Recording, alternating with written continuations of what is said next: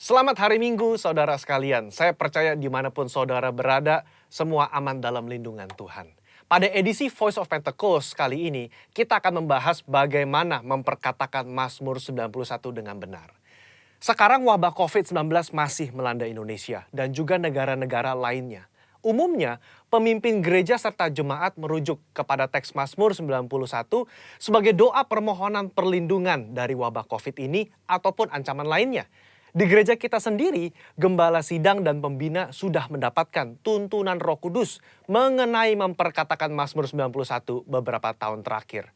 Nah, seringkali yang menjadi pertanyaan jemaat adalah, kenapa sudah berdoa dengan Mazmur 91 tetap terkena COVID-19? Atau apa bedanya memperkatakan Mazmur 91 dengan mantra atau jimat? Untuk itu, mari kita simak pembahasannya sebagai berikut. Poin yang pertama, Mazmur 91 itu dipilih sebagai rujukan doa permohonan perlindungan. Di dalam Alkitab, baik di dalam perjanjian lama maupun perjanjian baru, ilmu sihir itu kenajisan bagi Tuhan. Cara memperkatakan Mazmur ini adalah sebagai doa permohonan kepada Tuhan. Sebagaimana si penulis Mazmur juga menggantungkan hidupnya kepada Tuhan. Pemazmur berdoa kepada Tuhan, tempat perlindunganku dan kubu pertahananku, Allahku yang kupercayai. Hal ini menunjukkan penekanan sumber perlindungan tidak terletak dari teks tersebut, tetapi dari Tuhan yang dikenali dengan intim. Dialah yang memberikan perlindungan tersebut. Kedua, kalau saudara membaca kalimat-kalimat yang dipakai, seperti malapetaka tidak akan menimpa kamu, tulah tidak akan mendekat kepada kemahmu. Itu adalah pernyataan iman sang pemazmur kepada Tuhan yang melindungi. Kebenaran ini bukan berarti orang percaya tidak akan pernah mengalami bahaya atau sakit penyakit semasa hidupnya. Tetapi di tengah-tengah masa susah dan kesesakan hidup pun, Allah turut bekerja dalam segala sesuatu untuk mendatangkan kebaikan bagi mereka yang mengasihi Dia. Poin nomor 2. Bagaimana dengan orang percaya yang sudah memperkatakan Mazmur 91 namun terkena COVID-19 atau penyakit lainnya juga? Poin pentingnya saudara adalah memperkatakan dan membaca teks Mazmur 91 sebagai doa. Apa sih doa itu? Doa itu kan berarti memohon kepada belas kasihan dan kedaulatan Tuhan dalam bertindak. Di luar peristiwa COVID pun kita sering menjumpai orang-orang percaya yang terkena sakit penyakit atau bencana atau dia meninggal. Kejadian-kejadian ini kan tidak membuat kita kehilangan kepercayaan kepada Tuhan yang sanggup menyembuhkan dan melindungi. Iman kepercayaan umat Pentakosta itu adalah Allah masih berdaulat. Allah masih mau melakukan mujizat meskipun realitasnya ada yang sakit dan meninggal juga. Rasul Paulus berkata, siapakah yang akan memisahkan kita dari Kristus? Penindasankah? Kesesakan? Penganiayaan? Kelaparan? Ketelanjangan? Bahaya atau pedang? Tetapi dalam semuanya itu, kita lebih daripada orang-orang yang menang oleh Dia yang telah mengasihi kita. Saudara, konteks ayat ini menunjukkan orang percaya diizinkan masuk dalam kesesakan, masuk dalam bahaya mungkin, termasuk sakit penyakit. Bukan berarti kita tidak pernah mengalami bahaya dan ancaman sakit penyakit. Justru, di tengah ancaman itulah kita berdoa Mazmur 91. Kita memohon kepada Tuhan perlindungan. Apapun hasilnya, iman kita berkata bahwa Allah itu adalah kubu pertahananku, Allahku yang kupercayai. Apa kesimpulannya? Iman kepercayaan orang Pentakosta adalah Allah tetap sebagai sumber perlindungan, sumber mujizat, sumber kesembuhan kita. Sikap kita sama seperti Mazmur 91, bergantung. Kita memasrahkan jiwa dan tubuh kita kepada Tuhan. Kita mempertahankan kesaksian iman dengan cara mempercayai firman Tuhan meskipun realita dunia berbicara sebaliknya. Kita memperkatakan Mazmur 91 sebagai doa perlindungan dengan iman kepercayaan yang teguh bahwa Allah sanggup melindungi keluarga dan gereja kita. Saya berdoa saudara semua aman dalam perlindungan Tuhan. Tuhan Yesus memberkati.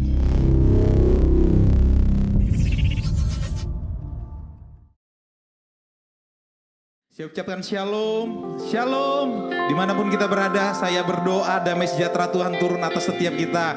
Yang percaya katakan amin.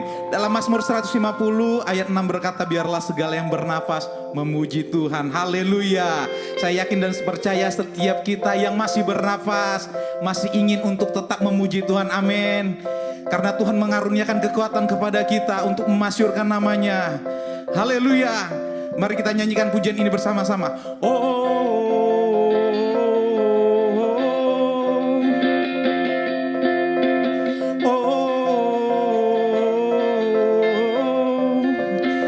Bisa lebih lagi serukan.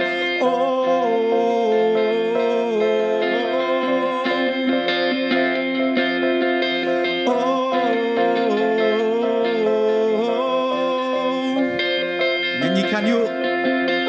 Selangkah demi selangkah ku maju tiada lelah. Sekalipun ku berjalan dalam lembah kekelaman, ku tak takut, ku tak gentar, semua musuh gemetar.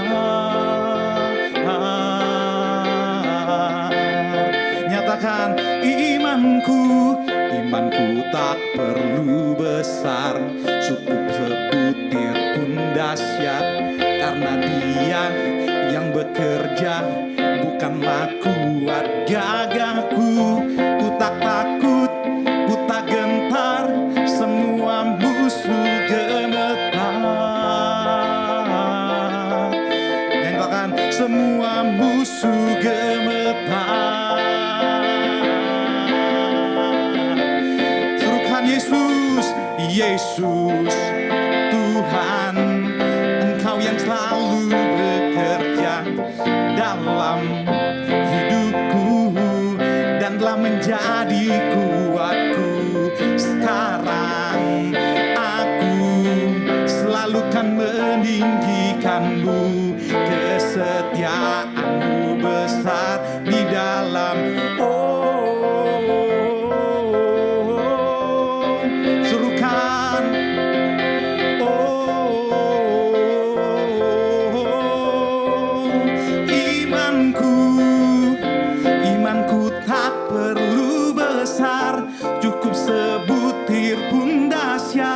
Karena Dia yang bekerja, bukanlah kuat gagahku. Ku tak takut, ku tak gentar, semua musuh gemetar. Semua musuh gemetar. Serukan Yesus, Yesus, Tuhan, Engkau yang selalu bekerja di dalam hidupku dan telah menjadi kuatku. Sekarang aku selalu kan meninggikanmu, kesetiaanmu besar. Serukan Yesus, Tuhan, Engkau yang selalu bekerja di dalam telah menjadi kuatku. Sekarang aku selalu kan meninggikanmu, kesetiaanmu besar di dalam.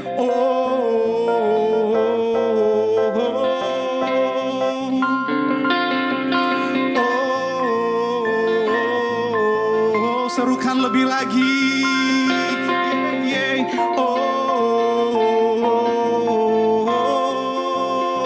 Lebih keras lagi. Angkat tanganmu, nyatakan. Bila kau di sisiku, pada siapa ku takut? Karena Kaulah perisai dan kuatku. Bila kau di sisiku, pada siapa ku takut? Karena Kaulah perisai dan kuatku. Bila Kau di sisiku, ada siapa ku takut? Karena Kaulah perisai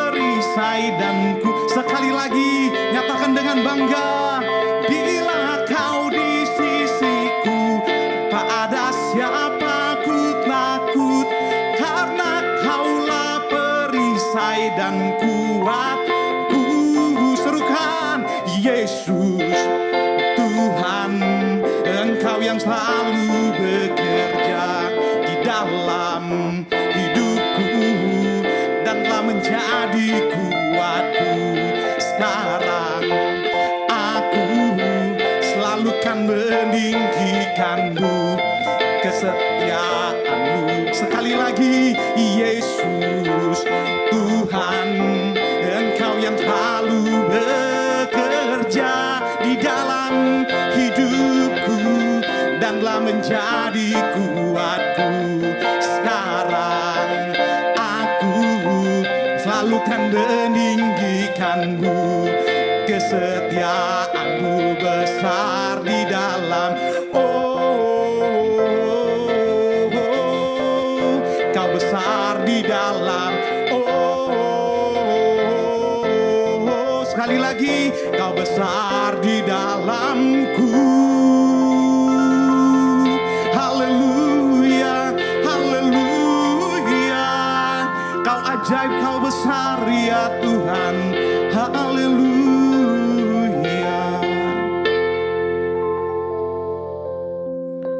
Kami bersyukur Tuhan buat hari yang telah kau jadikan atas setiap kami. Di setiap kami yang mau mengaku dan menyatakan kau besar ya Tuhan, kau ajaib, kau luar biasa. Kami bawa pujian kami kepadamu Tuhan, segenap hati kami nyanyikan.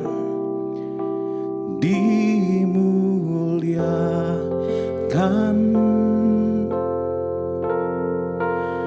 ditinggikan, Yesus Tuhan, Kau Rajaku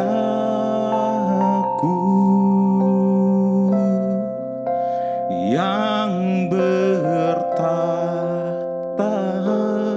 Kau yang bertata dan berkuasa, yang berkuasa, Yesus Tuhan, Yesus Tuhan, Kau Rajaku. Kami nyanyikan bagimu Tuhan,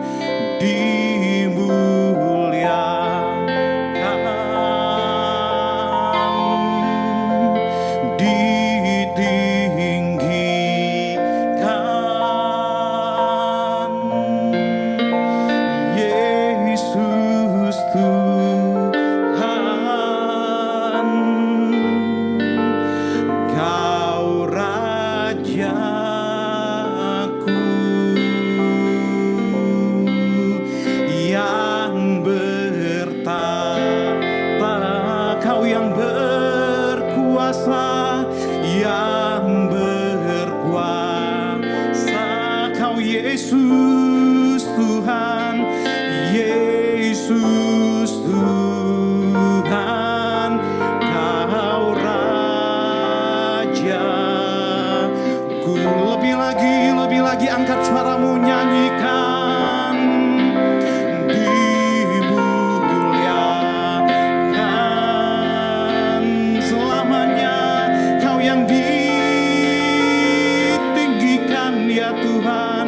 Kau Yesus Tuhan, Yesus Tuhan, Kau Rajaku.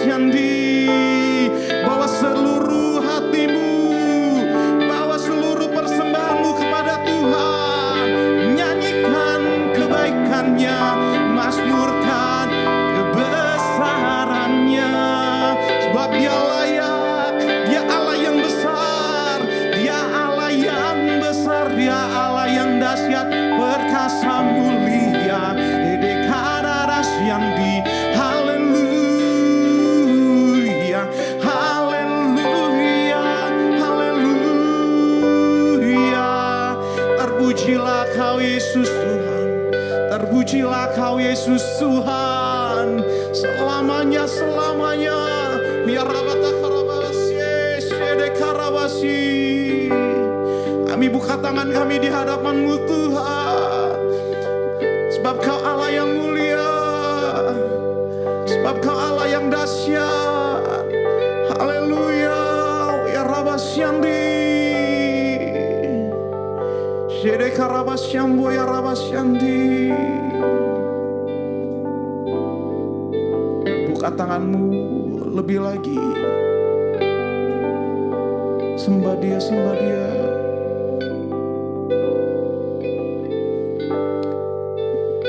Nyatakan Majesty,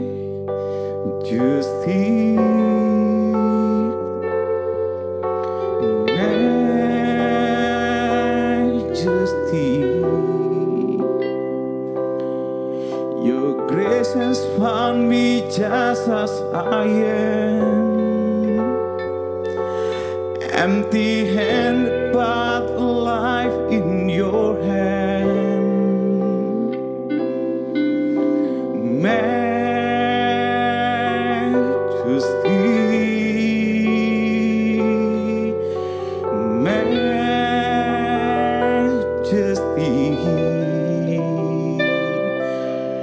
Forever I am changed by Your love.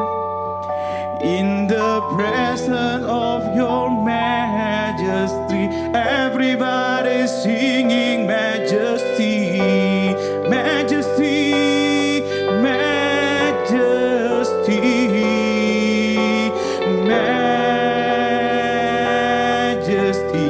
Your grace, Your grace, Your grace has found me just as I am, empty-handed but alive in Your hand.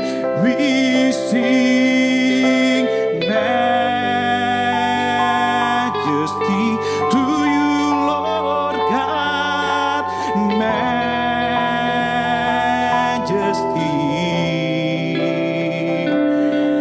Forever I am touched by Your love.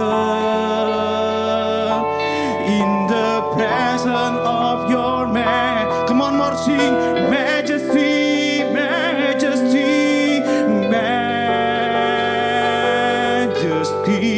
Sing majesty, majesty. Your grace, oh Lord, Your grace has found me just as I am, empty-handed but alive in Your hand. Sing, come on, majesty, majesty. Declare majesty, majesty, majesty.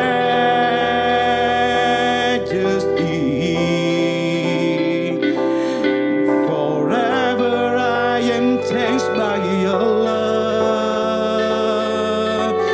In the presence of Your majesty, worship Him. Come on, worship Him. Huya Rabasyandi. You so majesty, oh Lord God. Your majesty, mulia Kau Tuhan, dan layak dipuji, disembah selamanya. Kau mengubah hidup kami Tuhan. Kasih-Mu, anugerah-Mu cukup bagi kami ya Tuhan. Haleluya, haleluya. Kami sembah Kau selama nafas kami berhembus, selama jantung kami berdetak. Kau yang selamanya kami sembah, kami puji, tinggikan ya Yesus, Yesus Tuhan. Haleluya, haleluya. Nyanyikan majesty, majesty,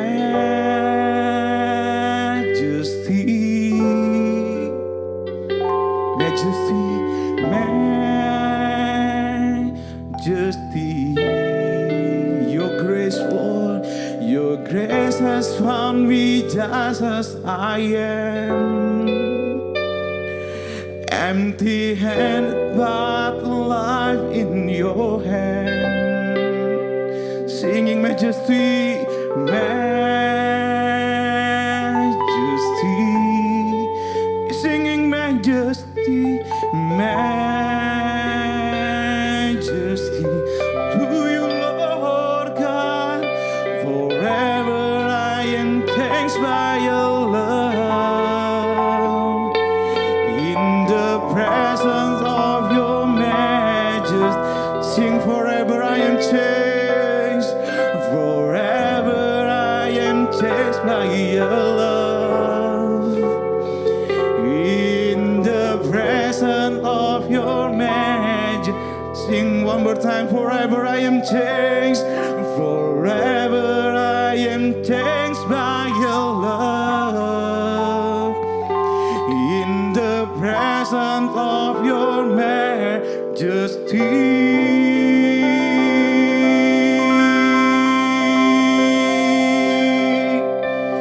majesty.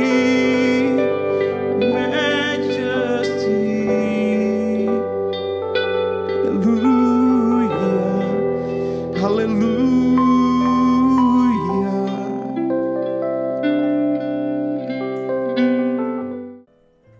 Shikarabataka shikalabayalabayalabayalaba shikaradataka shikarabayalabayalaba Sharabataka shikarabayalabayalaba shikarabayalabayalabayalabayalabayalabayalaba Yaradoko shikaradaka shikarabayalabayalabayalabayalabayalabayalaba. Tuhan, sampaikan isi hatimu dengan kata-kata yang sederhana. Sampaikan isi hatimu dengan kata-kata yang mudah dimengerti, supaya kami mudah paham dan kami mudah untuk melakukannya. Urapi hambamu yang tidak ada apa-apanya ini. Taruh firmanmu di lidah bibir hambamu, agar semua yang hambamu sampaikan hanya berasal dari isi hatimu. Sore hari ini kami minta turun pengurapan secara khusus dari tahta Allah atas setiap kami. Pengurapan seorang murid turun di atas setiap kami.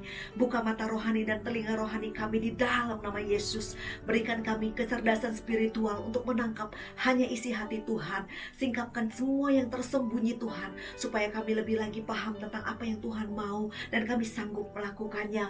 Firman-Mu dalam Yeremia 1 ayat 10 berkata bahwa Tuhan memberikan kami kuasa untuk mencabut dan merobohkan. Sore hari ini segala benteng pertahanan iblis dalam kepala kami, dalam seluruh penolakan kami cabut dan kami robohkan itu di dalam nama Yesus. Dan Tuhan juga memberikan kami kuasa dalam menanam dan membangun. Jadikan hati kami seperti tanah yang subur, yang siap ditabur dengan benih firman Tuhan. Sementara firman diberitakan, hamba-Mu berdoa, Tuhan menarik setiap kami untuk masuk ke dalam rencana-Mu yang tidak pernah gagal. Berkati setiap anak-anak-Mu di rumah-rumah yang ada. Hamba-Mu berjanji, segala puji, hormat, syukur, kemuliaan hanya bagi Yesus Kristus, Tuhan Allah yang hidup. Terima kasih Tuhan, di dalam nama Yesus yang siap diberkati dengan firman Tuhan. Sama-sama katakan amin. Salam miracle, Bapak Ibu Saudara yang diberkati Tuhan. Apa kabarnya saudara? Saya percaya berkat Tuhan tetap menyertai saudara dimanapun saudara berada. Jika saja kita tidak miring ke kiri dan miring ke kanan, Tuhan pasti akan memberkati langkah kita. Tidak dibiarkannya kita turun, tapi diangkatnya kita naik. Sehingga Daud berkata, hanya dekat Allahku aku tenang. Saya percaya jika saudara tetap berdoa setiap hari, saya percaya jika saudara tetap meminta pertolongan Tuhan dalam hari-hari hidup saudara, maka saudara akan melihat bagaimana berkat Allah menyertai saudara, dan kita menjadikan firman Tuhan menjadi dasar dalam hidup kita. Yang percaya katakan amin. Bapak Ibu Saudara, dalam khotbah saya hari ini, saya akan berbicara tentang sesuatu yang sering kali menjadi bagian dalam hidup orang percaya, yaitu dalam Matius pasal ke-6 ayat 25-34, yaitu yang berbicara tentang kekhawatiran. Di sini dikatakan, karena itu aku berkata kepadamu, janganlah khawatir akan hidupmu, akan apa yang hendak kamu makan atau minum, dan janganlah khawatir pula akan tubuhmu, akan apa yang hendak kamu pakai. Bukankah hidup itu lebih penting daripada makanan, dan tubuh itu lebih penting daripada pakaian? Bapak Ibu Saudara, mari sama-sama kita katakan, aku tidak akan khawatir. Amin. Pandanglah burung-burung di langit yang tidak menabur dan tidak menuai dan tidak mengumpulkan bekal dalam lumbung, namun diberi makan oleh Bapamu yang di surga. Bukankah kamu jauh melebihi burung-burung itu? Siapakah di antara kamu yang karena kekhawatirannya dapat menambahkan sehasta saja pada jalan hidupnya? Dan mengapa kamu khawatir akan pakaian? Perhatikanlah bunga bakung di ladang yang tumbuh tanpa bekerja dan tanpa memintal. Namun aku berkata kepadamu, Salomo dalam segala kemegahannya pun tidak berpakaian seindah salah satu dari bunga-bunga itu. Jadi jika demikian, Allah mendandani rumput di ladang yang hari ini ada dan besok dibuang ke dalam api. Tidakkah Ia akan terlebih lagi mendandani kamu, hai orang yang kurang percaya? Sebab itu janganlah kamu khawatir dan berkata, apakah yang akan kami makan? Apakah yang akan kami minum? Apakah yang akan kami pakai? Bagaimana dengan masa depan saya nanti? Bagaimana dengan pekerjaan saya? Bagaimana dengan kesehatan saya? Bagaimana dengan keluarga saya, anak-anak saya, cucu-cucu saya? Bagaimana caranya membayar tagihan? Di mana nanti saya akan tinggal? Saudara perhatikan di ayat ke-32. Semua itu dicari bangsa-bangsa yang tidak mengenal Allah. Akan tetapi Bapamu yang di surga tahu bahwa kamu memerlukan semuanya itu. Ayat 33 kita baca bersama-sama dengan suara yang keras sebagai tanda kita tidak khawatir. 1, 2, 3. Tetapi carilah dahulu kerajaan Allah dan kebenarannya, maka semuanya itu akan ditambahkan kepadamu. Amin. Berapa banyak yang percaya ayat 33 ini bisa terjadi sampai hari ini? Angkat tangan saudara tinggi-tinggi. Sekali lagi saya tanya, berapa banyak di antara Bapak Ibu Saudara yang hari ini mau mengambil keputusan, saya mau mencari dahulu kerajaan Allah dan kebenarannya? Tahan tangan saudara, saya mau berdoa buat Bapak Ibu Saudara. Haleluya Bapa, kami percaya firman-Mu menjamin jika jemaat-Mu mencari terlebih dahulu kerajaan Allah dan kebenarannya, maka semua yang dicari oleh bangsa-bangsa akan ditambahkan kepadamu. Berkat, kasih karunia, pengurapan dan kemurahan Tuhan ditambahkan kepadamu. Tanda ajaib dan mujizat akan ditambahkan kepadamu. Doa dijawab, langit yang terbuka akan ditambahkan kepadamu. Kesehatan, kesembuhan, damai sejahtera ditambahkan kepadamu. Bahkan apa yang tidak pernah dilihat oleh mata, tidak pernah didengar oleh telinga, tidak pernah timbul di dalam hati manusia, itu akan ditambahkan kepadamu. Yang percaya katakan amin. Haleluya. Dan saudara, ayat 34 katakan, sebab itu janganlah kamu khawatir akan hari besok, karena hari besok mempunyai kesusahannya sendiri. Kesusahan sehari cukuplah untuk sehari. Saudaraku, kalau kita membaca ayat ini yang berkata, karena itu aku berkata kepadamu, janganlah engkau khawatir akan hidupmu. Mungkin sebagian kita akan berkata, ini adalah firman Tuhan yang paling tidak logis. Ya, mungkin ada yang akan berkata, ini firman Tuhan yang paling tidak masuk akal. Mana mungkin ada seseorang yang hidup tanpa kekhawatiran. Nah, Bapak Ibu Saudara, inilah persoalannya. Bertahun-tahun orang Kristen berjalan dengan pemikiran bahwa kekhawatiran adalah sesuatu yang wajar. Bertahun-tahun orang Kristen berjalan dengan pemikiran semua manusia yang hidup di muka bumi ini pasti memiliki kekhawatiran.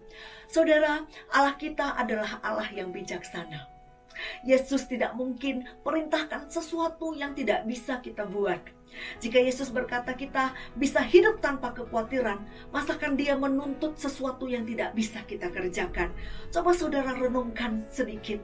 Jika kita tidak mungkin hidup tanpa kekhawatiran, masakan Yesus berfirman kepada gerejanya? Masakan Yesus berfirman kepada orang percayanya? Masakan Yesus berfirman kepada murid-muridnya dan berkata, janganlah kamu khawatir. Oleh sebab itu Bapak Ibu Saudara, poin pertama yang saya mau tekankan kepada saudara adalah sangat sederhana. Jangan khawatir. Khotbah ini memang sederhana. sangat sederhana Bapak Ibu Saudara. Tapi sederhana bukan berarti tidak penting. Malah yang paling sederhana ini adalah yang paling penting. Kenapa saya berkata demikian Saudara? Karena ini adalah bagian dari khotbah Tuhan Yesus di Bukit Sabda Bahagia, atau dalam bahasa Inggrisnya disebut Mount Beatitudes Saudara. Beautiful attitudes, satu sikap yang indah, dan mereka retreat lama di situ. Tuhan Yesus berkhotbah Saudara, dan ada banyak macam topik-topik khotbah, dan murid-murid Yesus pun mencatat khotbah-khotbah Tuhan Yesus. Dan ketika mereka mencatat, ada 8 sabda bahagia. Murid Yesus mencatat bahwa Tuhan Yesus memberikan perintah, jangan engkau berzina. Matius yang menulis Injil ini, pada waktu menulisnya Saudara, dia hanya mengambil porsi tentang topik jangan berzina sebanyak 3 ayat. Tuhan Yesus juga mengajarkan jangan engkau membunuh, dan muridnya mengambil porsi topik itu hanya 5 ayat. Dan ketika Tuhan Yesus berkata engkau harus mengasihi sesama manusia, muridnya pun hanya mencatat 5 ayat di dalam topik itu. Semua yang telah disampaikan Tuhan Yesus sangatlah penting Saudaraku. Tetapi ketika Tuhan Yesus berbicara tentang jangan khawatir, murid-muridnya mencatat dengan porsi yang paling banyak, yaitu 9 ayat didedikasikan untuk topik jangan khawatir. Dan kalau ayatnya yang paling banyak Saudara adalah berbicara tentang jangan khawatir, berarti ini adalah pesan atau firman Tuhan yang sangat penting untuk perlu ditekankan. Saya percaya Bapak Ibu Saudara, kenapa Tuhan Yesus menekankan atau melarang saudara dan saya tidak boleh khawatir? Karena saya percaya khawatir ini adalah perasaan yang paling berbahaya. Kenapa paling bahaya? Karena paling berpengaruh. Kenapa berpengaruh? Karena khawatir itu bisa menular. Jadi kalau saudara punya perasaan khawatir, lingkungan saudara akan terpengaruh. Kalau saudara tidak berhati-hati dan saudara membuat perasaan khawatir ini, takut ini menjadi-jadi, itu akan berdampak kepada orang yang saudara kasihi, berdampak kepada keluarga saudara, teman dekat saudara. Kalau di rumah saudara khawatir terus, keluarga saudara juga akan menjadi khawatir. Kalau saudara pergi ke tempat kerja, teman-teman kerja saudara juga akan terpengaruh. Dan biasanya orang-orang itu tidak akan suka dekat-dekat dengan orang yang sedikit-sedikit gampang khawatir, sedikit-sedikit gampang takut, sedikit-sedikit galau, karena khawatir itu menular. Saudaraku, saya mendengar sebuah cerita. Suatu ketika ada satu orang yang mau terjun bebas dari gedung tinggi. Dia mau mengakhiri hidupnya. Dan ada orang yang melihatnya. Lalu orang itu langsung menelpon 911 ya. Kemudian polisinya langsung datang. Polisinya berkata kepada orang itu, jangan engkau mengakhiri hidupmu, kamu masih ada harapan. Kemudian orang itu berkata, oh kamu tidak tahu persoalan hidupku, persoalanku berat sekali, tidak ada jalan keluar. Polisi itu berkata, pasti ada jalan keluar, coba kamu ceritakan kepada aku. Maksud polisi itu, dia mau berusaha menenangkan orang itu. Jadi pelan-pelan dia duduk di sebelah orang itu. Dan kemudian orang itu bercerita, kamu tidak tahu kalau istriku meninggalkan aku kena sakit penyakit ini, bisnisku bangkrut, hutangku banyak, dan sebagainya. Dan saudara, apa yang terjadi? 30 menit kemudian, dua-duanya bunuh diri. Khawatir itu menular Bapak Ibu Saudara. Oleh sebab itu ada pesan sederhana yang Tuhan Yesus sampaikan kepada saudara dan saya seperti dalam pujian ini. Jangan kamu khawatir, burung di udara dia pelihara. Jangan kamu khawatir, bunga di padang dia hiasi. Jangan kamu khawatir, apa yang kau makan, minum, pakai. Jangan kamu khawatir, Bapa di surga memelihara. Bapak Ibu Saudara, saya percaya Tuhan Yesus melarang jangan khawatir, karena khawatir itu berbahaya, berpengaruh, menular. bukan saja berbahaya bagi orang lain, tapi juga berbahaya bagi diri kita sendiri. Bukankah penelitian berkata, orang sakit 90% itu bukan karena makanan, bukan karena genetika kita, tapi 90% itu karena pikiran, karena mental, sosial, dan sebagainya. Perlu untuk saudara percaya akan firman Tuhan, karena Alkitab tidak pernah berkata Panadol, Paramex, Mixagrip, antioksidan adalah obat yang manjur. Tapi Alkitab berkata hati yang gembira itu adalah obat yang manjur. Yang percaya berikan tepuk tangan bagi Tuhan kita. Haleluya.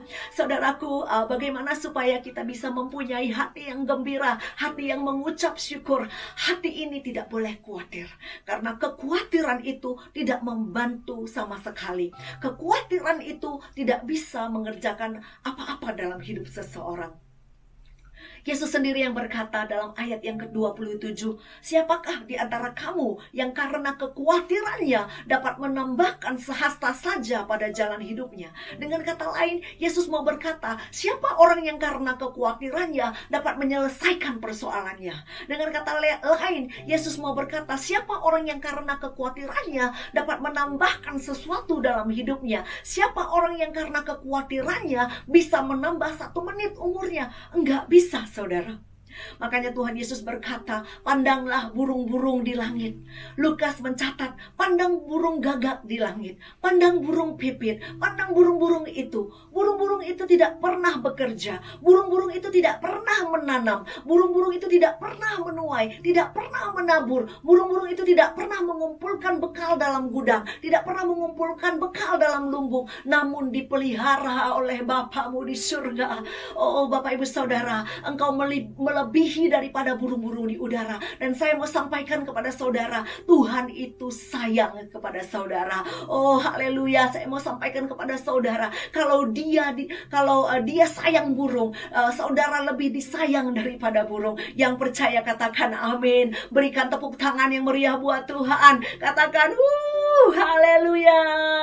Bapak Ibu Saudara, Israel adalah negara di mana tempat ziarah bukan saja bagi manusia.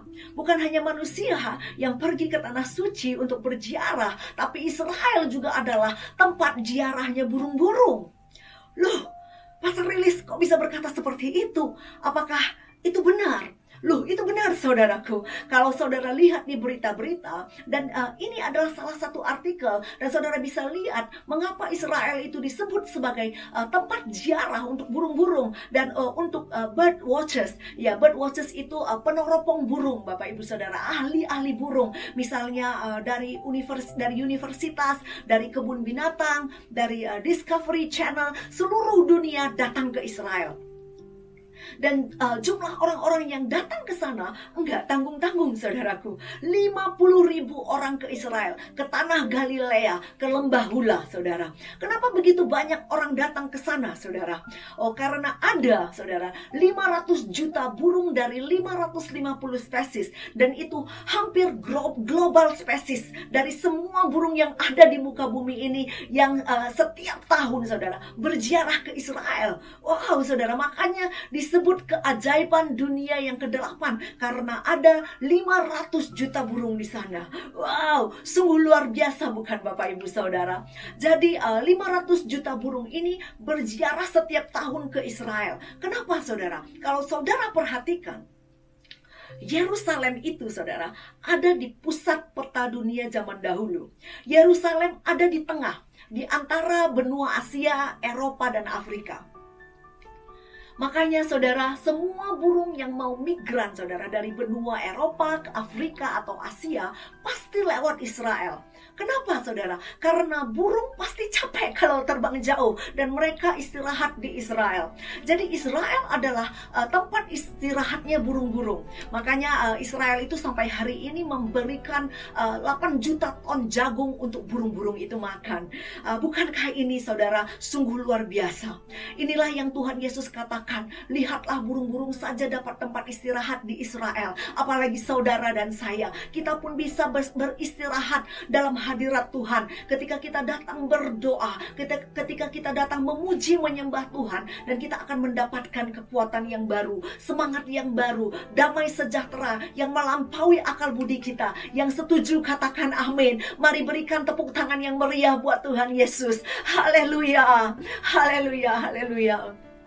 Bapak Ibu Saudara, Pastor Indra pernah membagikan sebuah quotation yang sangat memberkati saya. Dikatakan, be a warrior, not a warrior. Ya, if God is for us, no one can against us. Ya, kan, jadilah prajurit, bukan penakut. Jika Tuhan bagi kita, tidak ada yang bisa melawan kita. Dengan lain kata, jika Allah ada di pihakku, aku tidak perlu khawatir. Jika Allah ada di pihakku, aku tidak perlu bimbang. Ya, sebab roh yang ada di dalam kita lebih besar dari roh yang ada di dalam dunia ini. Mari sama-sama kita katakan, saya adalah prajurit Kristus. Saya bukan penakut. Yang percaya katakan amin. Haleluya. Makanya gereja kita punya DNA restorasi Pondok Daud. Prajurit-prajurit Kristus yang gagah perkasa, yang mempunyai gaya hidup berdoa, pujian, penyembahan bersama-sama siang dan malam, dan melakukan kehendak Bapa pada zaman ini. Berarti kunci supaya kita tidak khawatir, Bapak Ibu Saudara, adalah kita harus mempunyai gaya hidup berdoa, memuji, menyembah Tuhan, merenungkan firman Tuhan siang dan malam, dan menjadi pelaku firman Tuhan. Yang setuju katakan amin. Haleluya. Bapak Ibu Saudara, jangan khawatir. Karena khawatir itu adalah tanda bahwa saudara tidak percaya. Bukan saya yang bilang Bapak Ibu Saudara, tapi Alkitab yang bilang, hai orang yang kurang percaya. Kenapa saudara? Kalau saudara ada kekhawatiran, pada saat yang sama iman tidak ada. Karena iman dan kekhawatiran tidak bisa tinggal bersama-sama dalam satu rumah. Kalau iman masuk, khawatir keluar. Kalau khawatir masuk, iman keluar. Dan saya mau mengingatkan kita semua, kalau saudara masih memelihara kekhawatiran, kalau saudara berkata, kan normal kalau saya khawatir, saya kan masih manusia biasa, berarti saudara tidak percaya bahwa ada tangan Tuhan yang luar biasa yang memegang hidup kita. Saudara tidak percaya Immanuel, Tuhan beserta dengan kita. Kalau saudara khawatir, berarti saudara mulai tidak percaya kalau Tuhan itu sanggup memberkati, Tuhan itu sanggup menolong, Tuhan sanggup buat mujizat, Tuhan sanggup menyembuhkan. Engkau mulai lupa kalau malaikat-malaikatnya diperintahkannya kepadamu untuk menjaga engkau di segala jalanmu. Engkau mulai lupa saudaraku, karena fokus kita di dunia ini. Jadi kalau saudara khawatir, saudara tidak lagi percaya. Saudaraku, kekhawatiran tidak dapat mengerjakan apa-apa dalam hidup saudara.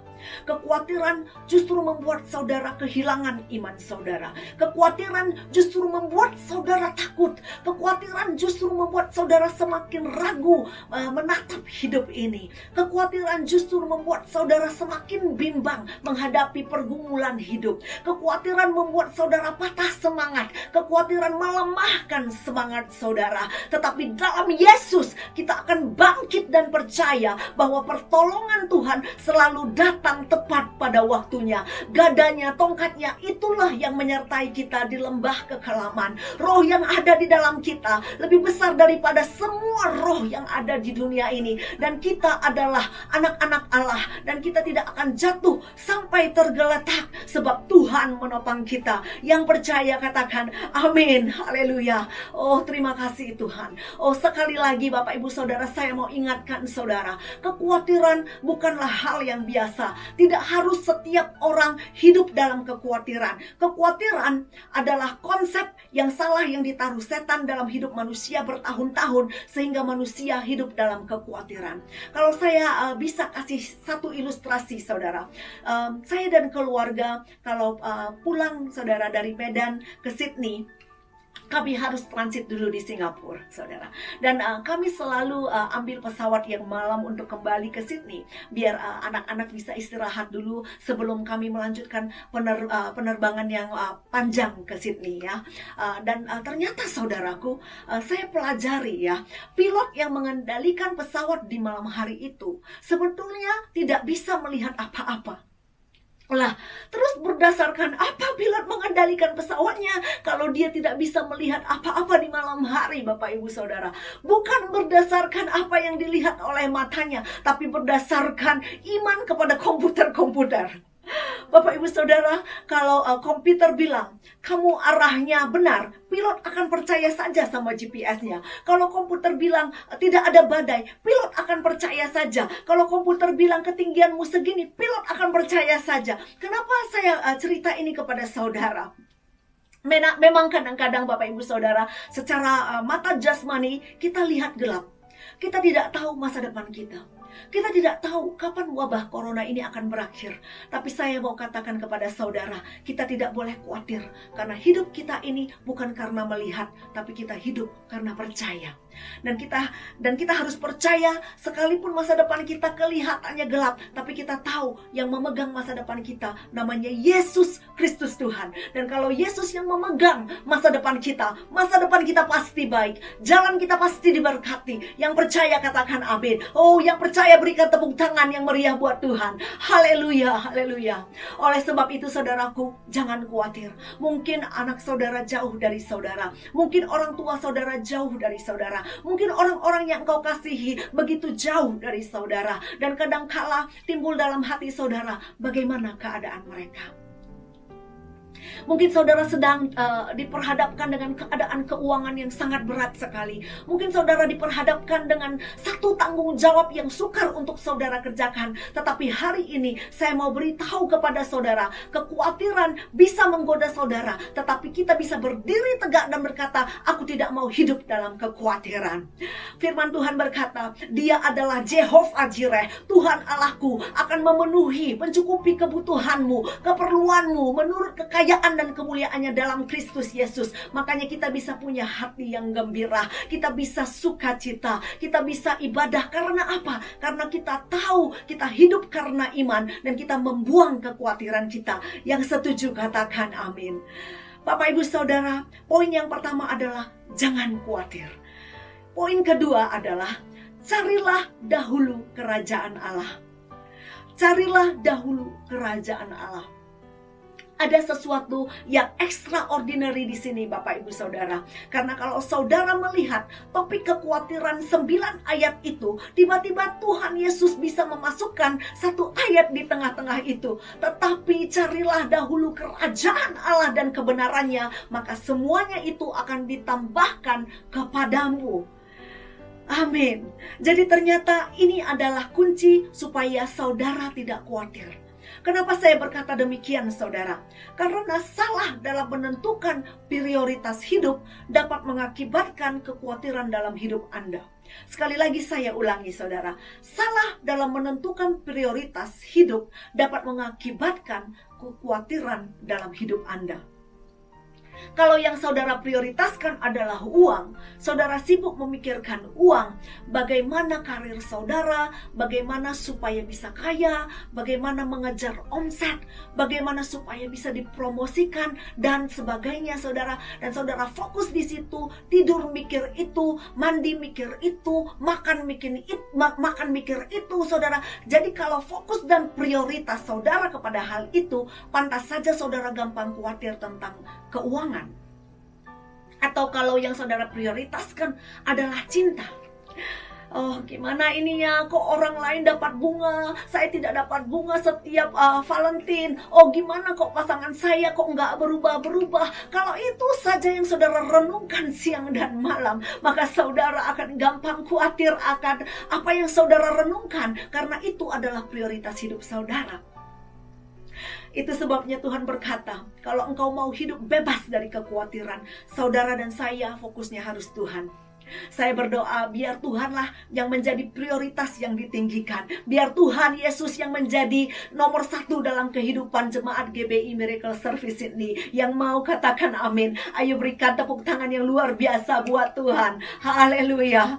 John Maxwell saudara berkata, to change your life, you need to change your priorities. Untuk mengubah hidupmu, Anda perlu mengubah prioritasmu. Ini perlu dilatih saudara. Itu sebabnya Paulus berkata kepada muridnya Timotius, latihlah dirimu beribadah. Dan saya mau katakan hal yang sama, saudaraku. Latihlah dirimu untuk mencari kerajaan Tuhan.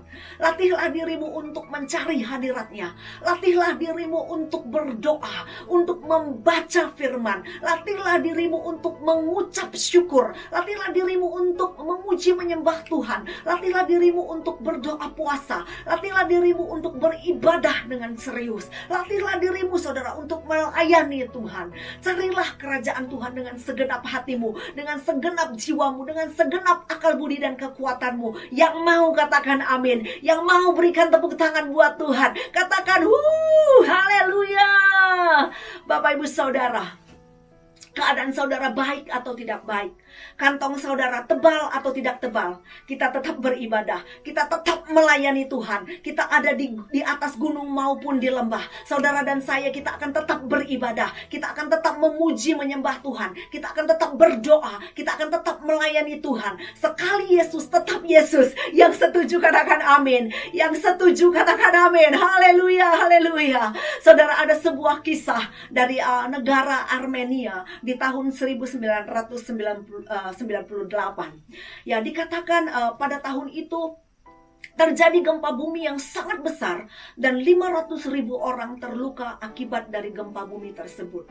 Dan 50.000 orang diantaranya meninggal dunia, Bapak Ibu Saudara. Beberapa hari setelah kejadian itu, sebuah koran lokal menuliskan sebuah artikel, saudara, yang sangat luar biasa. Artikel ini menceritakan seorang ayah yang mengantar anaknya, saudara, ke sekolah di pagi hari pada hari kejadian gempa bumi tersebut.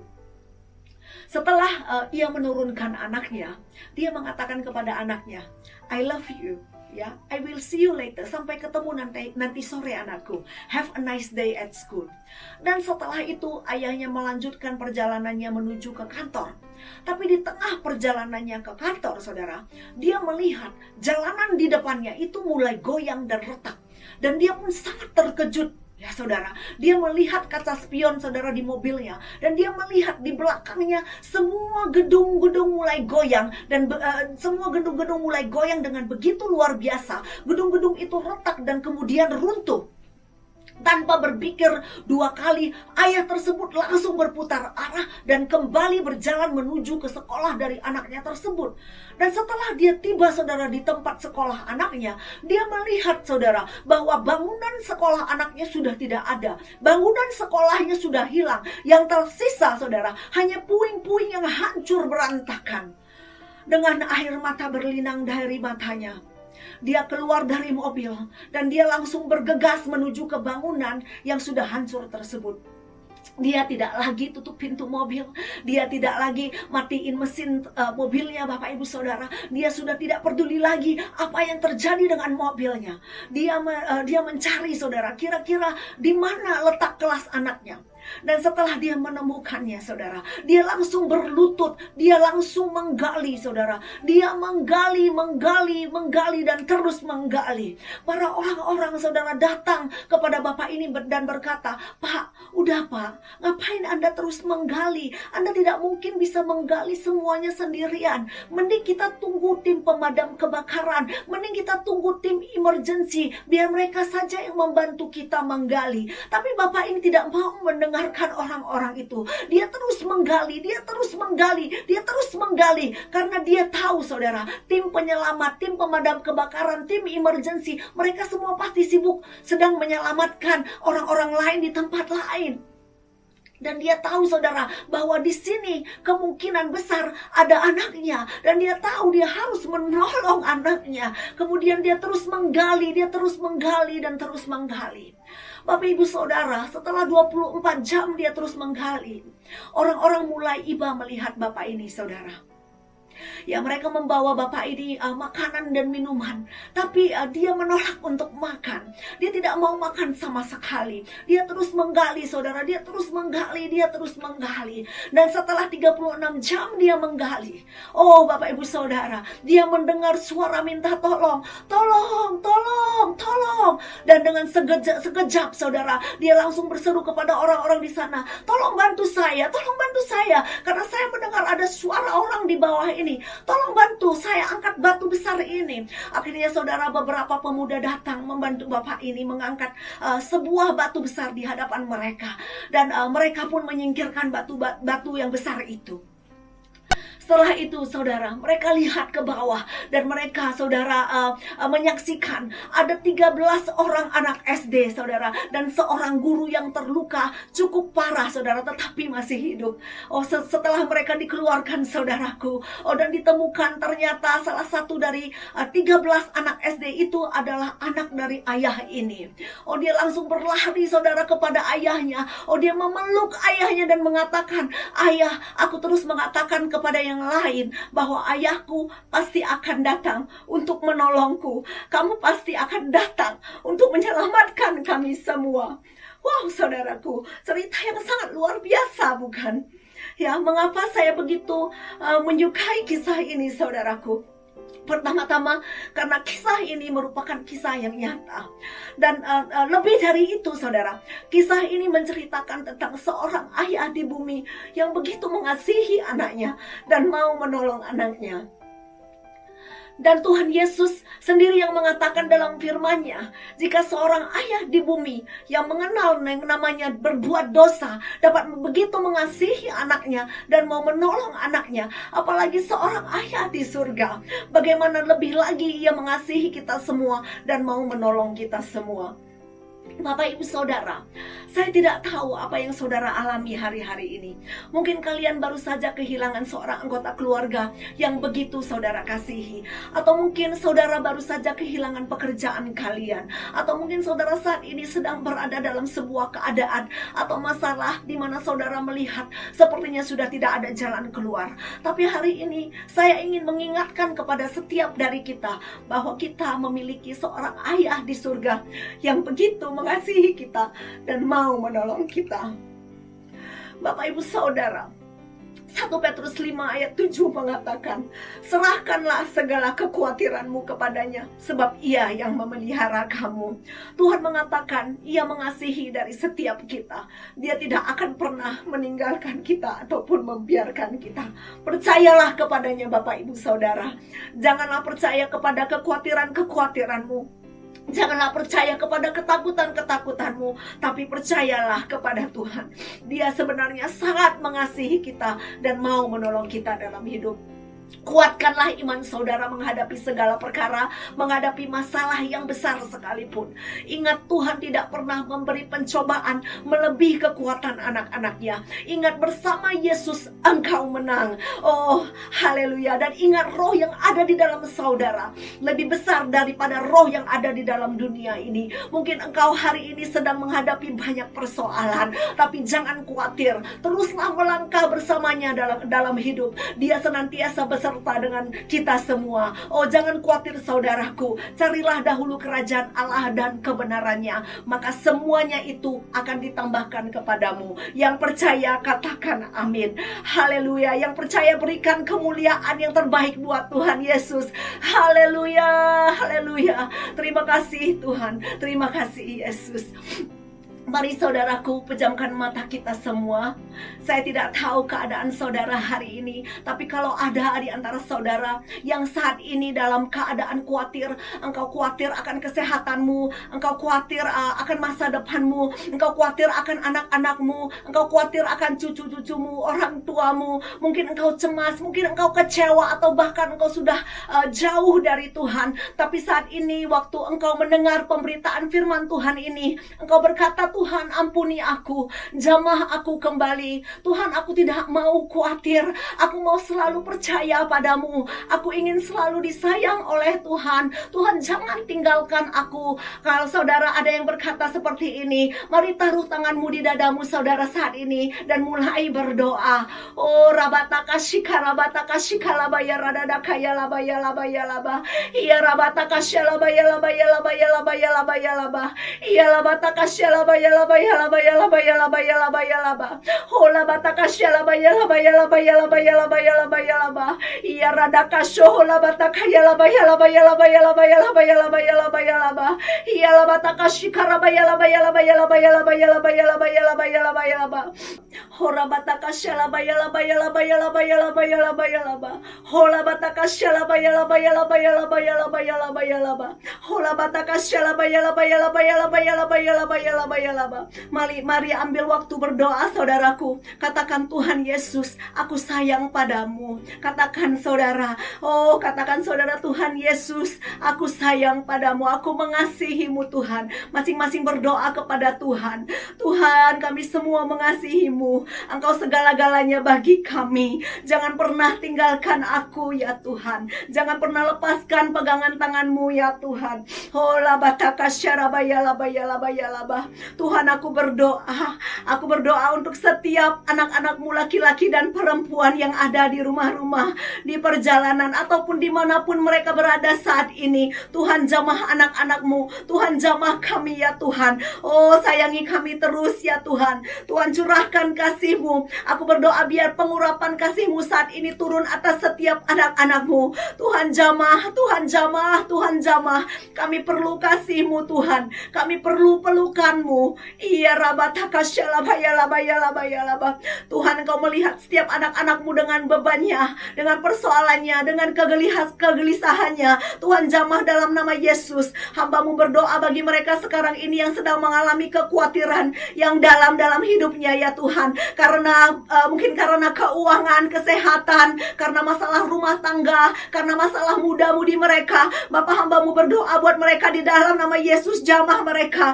Yang sakit Tuhan sembuhkan dalam nama Yesus. Yang lemah Tuhan kuatkan. Yang sedih Tuhan hibur. Yang terikat Tuhan lepaskan. Yang terbelenggu Tuhan bebaskan di dalam nama Yesus.